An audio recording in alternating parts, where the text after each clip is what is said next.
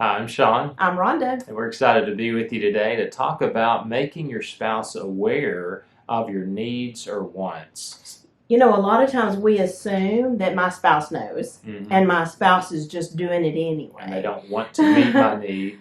But the thing is, usually the spouse is unaware. We've got to assume our spouse is innocent, not doing these things as ill And intentioned. we just need to inform them and let them know. Right. And so this is a difference. Dr. Cloud and Townsend said, being innocently unaware is a far cry from being resistant, defensive, or blaming.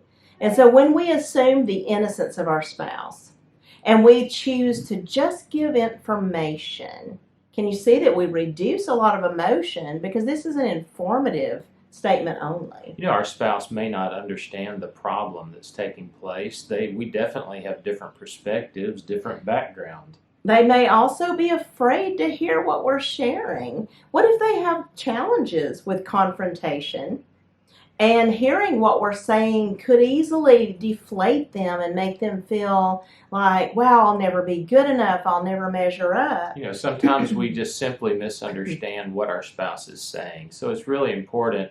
A lot of times you can repeat back. So what I hear you saying is, and then repeat what you hear them saying. That way you can know if you're on the same page. Another thing that could happen is maybe we shared this previously, and maybe our spouse thinks we've already dealt with this and I've already improved, and they may not understand that this is the change I need. You know, we need to be making sure that we're bringing the change that our spouse is asking for, not just I'm assuming I'm making the change you want, but is this the change that you're looking for? We need to look at really just giving information. Sometimes we get our emotions all caught up in what we're saying and how we're interpreting what's being said.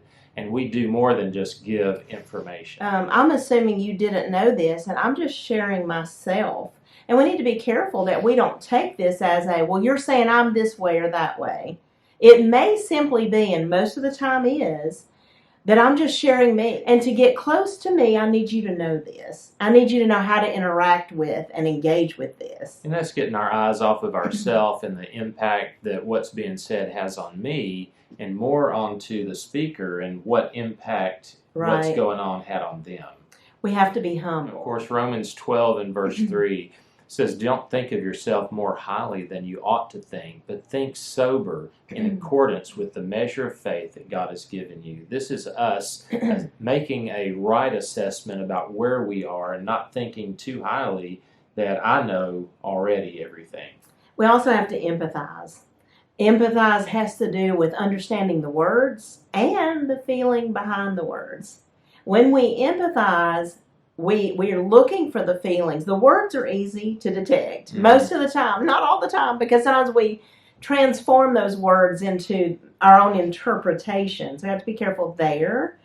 But sometimes we don't catch the feeling behind the words, but we need to actually connect with those. Of course, we need to be direct. Sometimes some of us hint around or beat around the bush and our spouse doesn't even know what we're alluding to. Sometimes we say that we need something, but we're not specific enough as to, I want you to exactly do this behavior. You know, we see that a lot with couples. They'll make a request, like, be more respectful to me. We might need to boil that down to something very clear that this person can picture. There could be a tone of voice. It could be the wording. Sometimes our spouse doesn't understand what they're doing and how it's coming across to us. So we need to let them know this is the impact that this behavior or these words are having on me.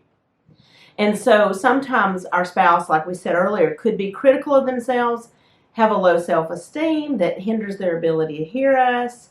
And so we might have to sometimes say what I'm not saying, but we still want to limit our words. Anytime there's a lot of words, there's likely to be a misunderstanding. Others may not want to see themselves as they really are because they cannot or do not want to deal with the reality of it. And if you're the spouse that's that way, You've got to be aware if you are clueless, if you are ignorant, if you are uninformed, uneducated about your spouse, you're going to step all over their emotional toes. You're going to step on their triggers. You're going to push them over their internal boundaries because you're clueless. How could you possibly know unless you assume that person is just like you, but they're not? And so we have to be able to hear this. And if you're that person that is struggling in that area, you might want to be seeking the Lord. Show me, Lord, how I can improve. Because it's not about good person, bad person. Like we said, it's about growing closer. And sometimes we can use one or two vulnerable words to describe when this happens, I feel invisible. I feel scolded. I feel pushed back by you. It's not your fault, it's me. This is just the way I am and how I deal with these things. Letting our spouse know how that particular problem, that particular issue has caused hurt. We want them to be able to feel. You want your spouse to be able to feel what you're feeling. And it may be affecting other people too, because let's face it, when we work on our stuff here, it has a way of perfecting us, developing the fruit of the Spirit in us. And we need to actually ask for a change. Sometimes, we can present a problem, but we're not really presenting the solution. Here's what the change looks like. Here's what I want you to do. Because breaking old habits and establishing new ones takes time. It does. And we need to be a part of the change. And so when we ask for a change as a result of, in this situation, I feel like this, then, and this is the change that I would need. This is the way it could look for me. Maybe instead of approaching me via angle A, which has a negative impact, you could approach me this way, which wouldn't have a negative impact. So how do we deal with, if you are bringing up something to your spouse to make a change in, and you're specific and you're doing all these things, what if they refuse to do what you're asking? So when this happens, now their refusal to address these things with you, first, of course, you want to make sure I'm not being unreasonable, I'm not being insatiable. We want to know this, right? Because if we are, we need to adjust.